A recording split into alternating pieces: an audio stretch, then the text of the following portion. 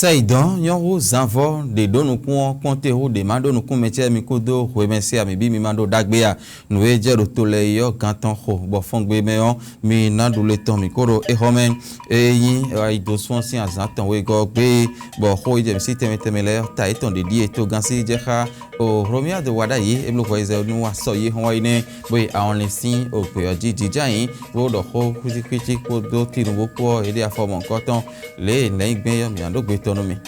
e home de so mi atun toro mejele wara iropo e hun kakabo i dije si to mo je na Burkina Faso pran wa i Côte d'Ivoire o mi atun le so ira hon yo ena le Togo si to mi hone le bi huido mi si bo mi na so lo do gbe tonomi CEP yo e kara no go rotomiton fi bo CEP eni e kan kana ya ministère do miton ya yo ji kala bi kameon be ma home do koton e to gudo ton yo e we blode nu konto e nu kunde ji o de to nu kun e ro kala bi finele yo ye gon to ton le le gben yo mi na mo yele cho mi ando gbe ton mi oh CES aussi ainsi quand on dit anagem si nous comptons et ouais finalement bon bien tout le monde dit ouais nous comptons regarder et gbadi boy ro azo ouais pepe l'automiton fie ahinele ne makade no magame ne nkade gonte bi ne file ka na ton din do ahi enele o CES aussi nous comptons ko e pan et dijan imi to ton mo na do gbe ton mi ko de voler ter o misilo bo mi na so bo dan gonu yele si a me chemblo mi de ro mi na vlon bi sin kanomi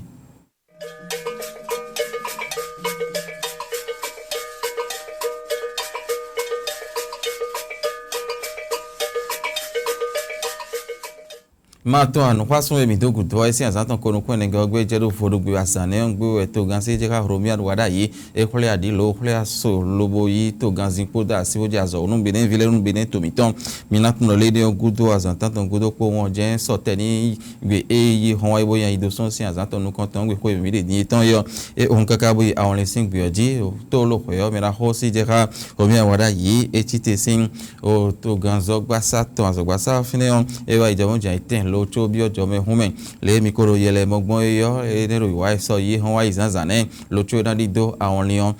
e do gbe kande ro fre bi ojo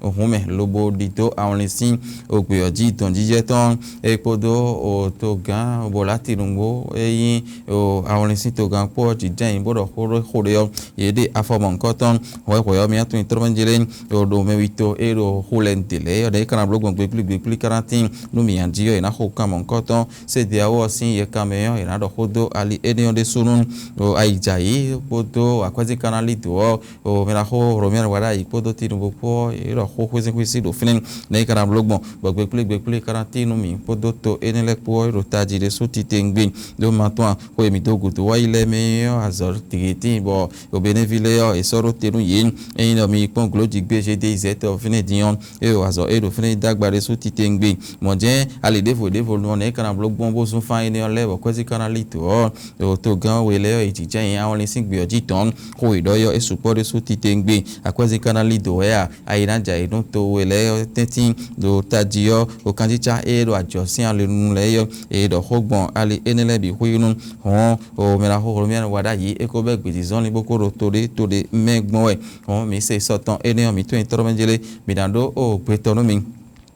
e home mato intoro jere ta tagbe boya ido so sin asanton we ko gbe romi wada yi e gboje aben e home de so le mi na je ohun yan po yele po pon di yo mi amono menjile mi na ho e hun kaka loboko yi o Niger sin to ben won e soro toji bo mi na ho na de gbe zoni e gbe tin bona yi o Niger sin to mo je na Burkina Faso sin o to be yon le mi o yele mogbo mi atun le o to aton enele sin asiatine bo won ene mi atun le soro toji e to gan sin asogbaza tin o ye kame bo ti me po do menjile mo je romi wada ito gansi je ha elam lo khoize mo huene nugbo o to aton enele do AFC sin ye kame o Niger sin to Burkina Faso sin to ko Mali sin to po ero tamenu mera ho de su gbangban le ebo ena gon fi enele e ho me sansan e ko Niger we e jete do o jenu kan bo to gansi je ati ani e ro fene ho din e o Jonathan Romier wada yi e dogbe mende do to bi hwiwe ze ho le te lo no gbon e gbe lo yo e blo gbogba binu pon da ho to oton Niger ton te no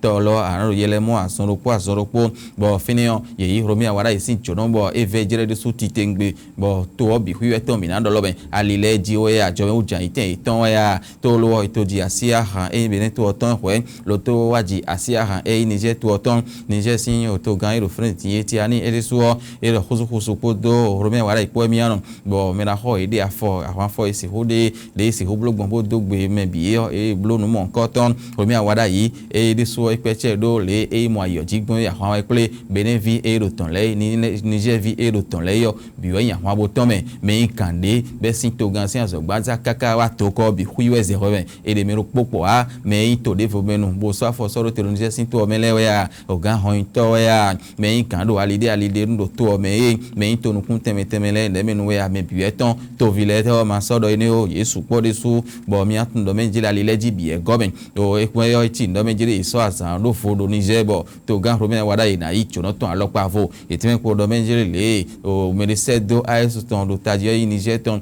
bo wa beren to mi ton fi ko no e ya so da si le icho no ton gbe yo ko me de suwezon bo e wuri enele bi huisi an wada ino me na ho romi wada yo e icho no ton le su titengbe bo no e ho ina do titengbe ai jai ho e na gon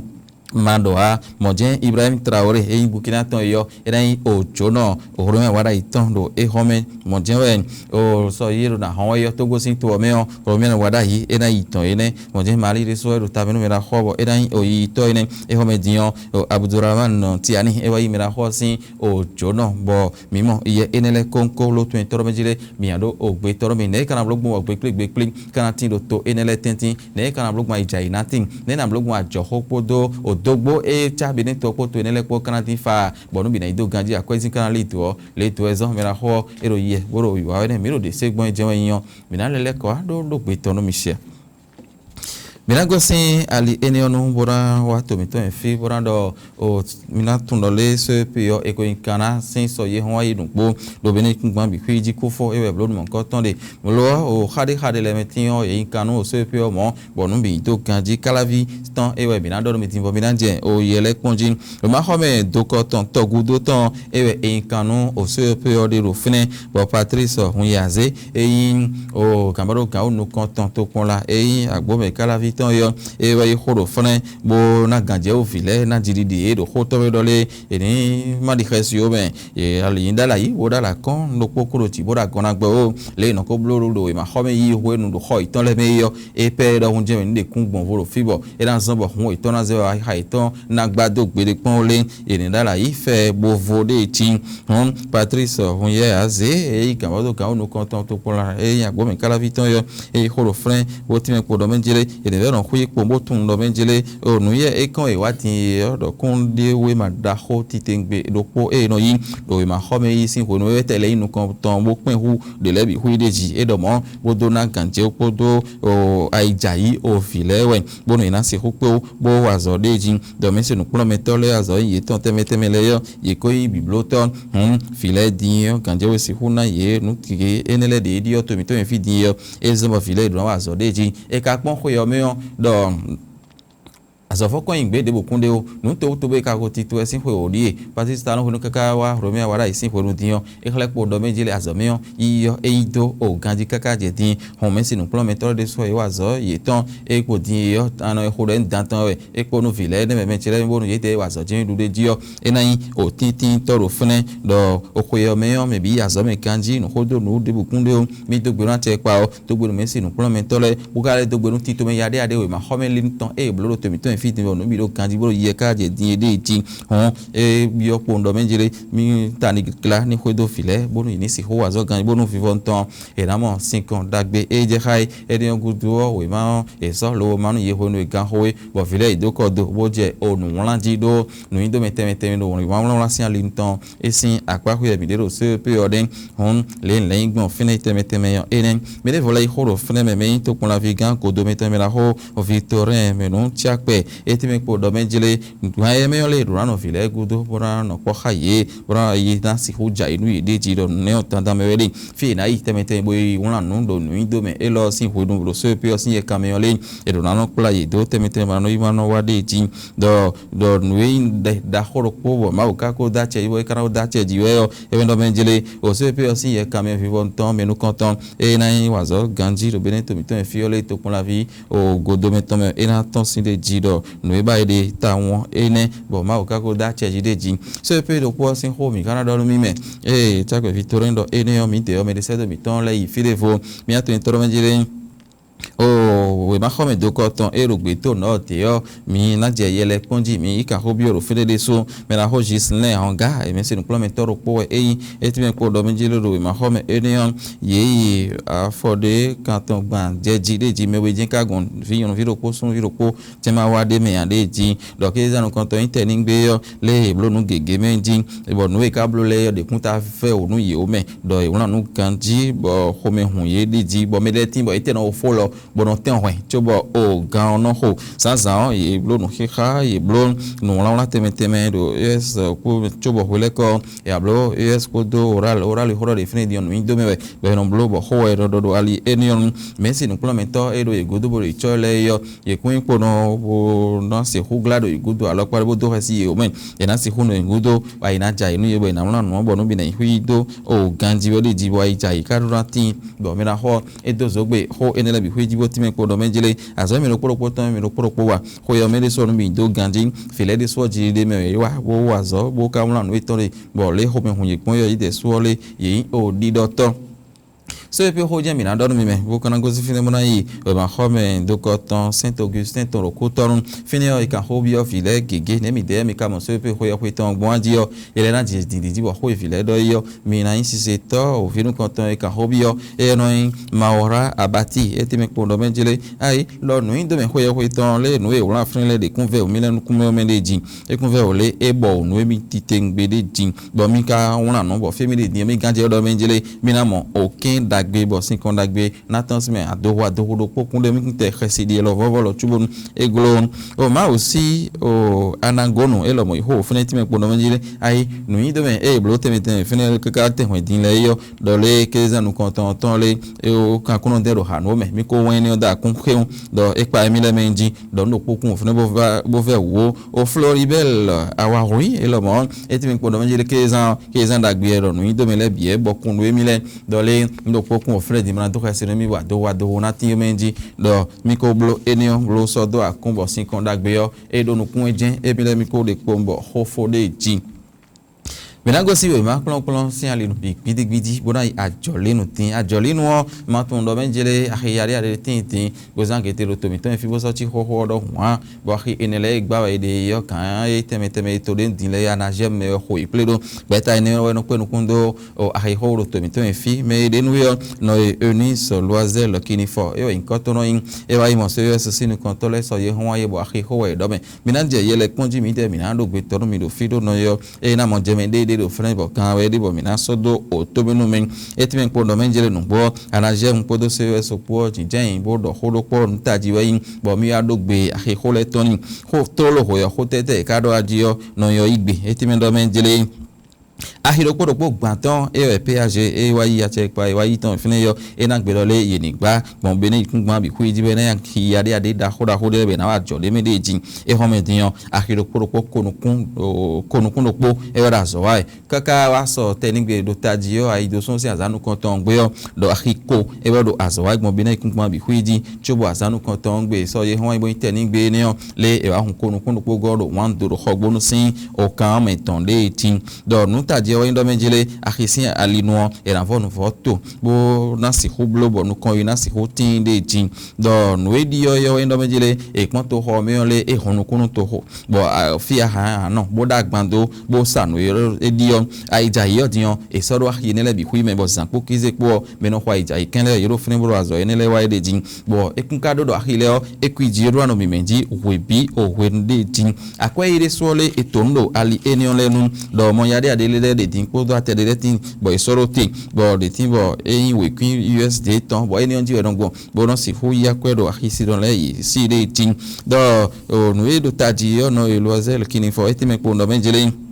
ina mi ikpon total ligbe do tomi tomi fiyo do akido da hora ho aton e wedo azwa do sin ko we di de ti mi ikpon ku tonu akido poropo wo e wedo azwa bo wo enele meyon do poti bo do pk3 bo ye so do alinu achuta sisa ko do au sisa sin alindeji bo teme hwedo do me be sin mi sa bo file le ko supo le ka bo teme a hwedo bo tenda ho e ten ho sina protector meyon e gbo le vo blo file vo do fine bo le be me kiki do fene de jibo fi de fene dion le gbeto afaton mo e ko do nu sa do fene de jin do total gbe podo ko ton ko de lesin ahile me na mo le pigba ton no ponvo do total gbe fi gigeti bo ajo ato kan do ken klokoro no le sopo ho gan de le de tin hon me no sa do poje po me no sa tete ton ko o fi lo ton e no inklenkle ho gan total gbe le to ezon ahile sin gbigba e gbonvo ne de tin o me da ho no eni so ile aka ho bi e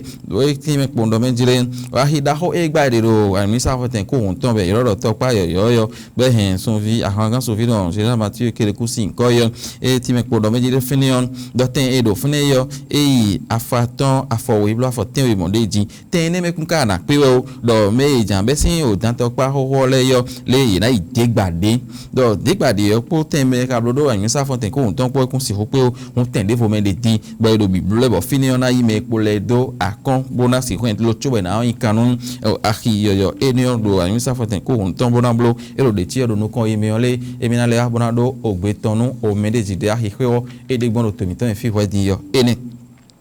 to mi aleta nu wa mi ton mi na ndo nu tito sin hodo mi do gbeto joy do na kun azo do yan de wa do me mi si hodo nu kun ahosu jan ma zo do me ya nu yin wa mi ro poropo ton yo e do azo klon sin ali nu wede lenu hon alon zo alon ni zo le nu tajiwe e yin bo la ma fo ino so tito me de rote bo eni godi be lo okuye kwe bo e si hu so me ko azo klon le yo mo no blo ten pon nu ye bo me doji yo na si hu fan kan da zo kanji mi akon yele bo mi na ndo o pe ton mi no ko de finiti yo yo défilé de mode e ran gbacho bo di saro to wa nu pon gbele sin onu kan bona pon dole a nu nka yon to edi mi ka mo ganji ani mi ka mo gbon mi zon mi tito je we yon na ton mi yo abobo na nonu e mi de mi no ton ganji mi pon lo tin a cha defo di mi le toro nu tito me ene le bi hu eno de kle do finin do agbahun le ton eno le fo blo lo do nu yi to lo de finiti be yin nego lo bo hwe e no yin la ma fo bene e soro ti yon eti me po do menjele file ran do itopon e ka bloka ka yo no ayes zogbe e we ton tado mele bi kwime e kura zo kun boro ho atome do me ro horopo ho we ho aton ro onu siso sin ale nu boro pinkun ele yo e sin ye kame so onu mon ko ton soro tiri kaka lobo o mele tin bo te ro po e kon we la ma fo sin asin kan de fo ro po e kon bo e me ro ho e me ro ton le yo ye lo mo ye wa nu mon ko ton sin donu ka me ro po te ton tade me lo o no ayes zogbe e ro ho atome bo ka ton tanu wa le ko ton me ti me pondo menjire evino eminesu titengbe bo le evino mi mo mi kun se ho pe lobo yin odi doctor do mi kun de mele po menji nu gbo mi du ajo nu kan ton do fene lo nu e azomi wa ka je fene di e kun bo de buwo do kan e ko jio do ye me no fene bo so ken ye bo so nu yen kun fo bo do pon le mono le kan e ko jio no yo edi blamo o kan we mo de jin me e pa che nu o ESM la ma fo beneon o no Agnes Adam nu kan iti me po do menjile e ko nu we zomi so agbarun le nkan ton sọ̀rọ̀ te ka boro eni go blo edin le o fi wa zo plon gbe le fun ni manu aso kan o e ka wa zo de plon gbe no le bi na khere ro itan nu ye gbe le amasin we e no wen hon e so agbarun le teru ye me podo azo plon le o e kle po no meje mi ro podo na 20 kan do azo o bo yan wa mi ro podo ton contact le mo de ntan bo ton no bo khle do meje le a e o ko no mi de tin no mi ko hunu kun bo tito re su ko hunu kun bo nu ya de de vle ko acha do e do no tito me le eden le de so na de khle de ji e blo no le bi ko do fun le ajo me ton ta ton yo le eno so jona o apakwe nabide ebe ka so nu ndun nu konton o nu esi huto boton bo ya godu gbe abi tenda hode me yo e so nu ene le bo so khle to do fene bo le pon me yon to ku me biye ene gudu e ablo to mi to me sin le bo to mi to me sin a uta me temele bo da cha de me so tin pon de poblo na e me de so go ko blo na e me so we to blo na e bo da cha temele nu ku ven to mi to me ton on temete eblo do fren chobo noe me do ku han na gbata glombo de ton yo eblo ene on de sun no ayes daminu kon e nkan e ti me pondo menjire ekunu e o maison eblo no monko ton leo e dando chlero menjile akronu boyon to aduanto temete wenele bi hui meridian tombo na ifida ho aduanto nton to mi sin le aduanto to mona so hwen do mi ton kodo no yen do mi ton le soda jo pataglo mo de nton do azo akron bo ton yo ahe ankon taglo to me wo no yen ado yo ara ton wona si khleto do le a e ma te pon fide o pon jo wo ni tamion bi no do acha do nu ti to me fe bo mi de no ton le e o tento mi no ve jere de su a bubo no no hon e de enele bi hui khledo do fnen tiyo meka bloku game bi hui do enele bi hui me no e ayes zo gbe do po ejenle atonta me ka e ka tonta yo e vini kabo e vini ze o lo sotun le na do ya e dajo e manchinu e no ton we no e sin hu do na do buna si hu wa zo ton tu ka kuro azo kun lo be e blo enele bi hui do fene bo dajo bo pa gbe ni de su titengbe ka hon ti me po ndo menjele e blo mo na do na glagla pa glagla ni ye bu khle po ndo menjele azo e komine yo mi wuli bona do mi wuli bona mi do po meton e jena do le ton 6 ans jekpata do nuwa elo enego imbo yiblo no Agnes adame no kon e nkaro funa yetime ko do menjile rwando e to kon ko de kura zo kun we e don khle ko do menjile na mo tembo wuli bona zo to e do soroton le je khagbo e kura zo kun le boka pe bo blo ne le bi huyo do nu dagbe deji e le do le ko ni na ton yo azo na na bi do juro alo iton de su titengbe deji e blo ne kaka yo e de su gan yo aso khle le don da cha do nu tito mengbo le yare yare ton wa di be no to gbon yo e khle ne le bi huyo me wa fine le ho alo na de su titengbe no yo timi no menjele ho eja ile no wa atongo ena za agete bo na le vejele de su titengbe hon de mi ene osin donu gbon yo mi to itono jele mi nando ogbe tono mi azo igbeto e wuli bo na o plon je yan erondo leton mi na kota bo na ko je do ifora tinji yo ero fora satan ho eje mi si ho mi dile yo ero do termi eje mi ko de ne era chendo propo mi ton se